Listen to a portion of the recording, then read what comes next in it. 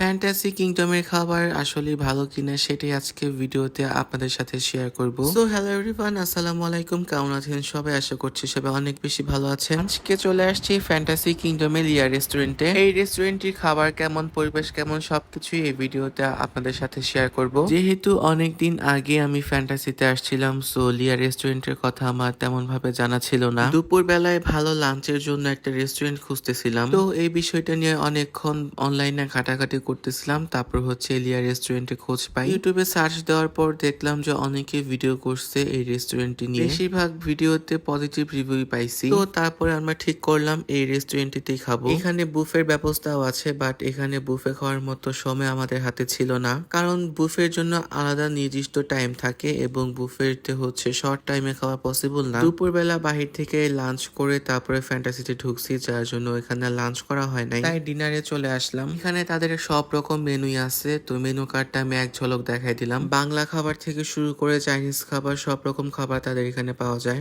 আমরা এখানে set menu নিয়েছিলাম। সেট মেনুর মধ্যে অনেক রকম সেট মেনু আছে, তো আপনি আপনার পছন্দ মতো নিতে পারবেন। রেস্টুরেন্টটির পরিবেশ অনেক সুন্দর, মানে আমার কাছে ভালো লাগছে। খাবারের কথা যদি বলি তাহলে খাবারটা আমার কাছে তেমন খুব একটা ভালো লাগে না, একেবারে না খাওয়ার মতো না, আবার একেবারে ভালোও না। সো মোটামুটি চলে আর কি। খাবারের মান আমি আরেকটু ভালো আশা করছিলাম। যাই হোক, তাদের অন্যান্য খাবারগুলো আসলে কেমন সেটা বলতে পারতেছি না, কারণ অন্যান্য খাবারগুলো তো টেস্ট করা হয় নাই। আজকের ভিডিওটি এই পর্যন্তই, দেখা হবে নেক্সট ভিডিওতে। আল্লাহ হাফেজ।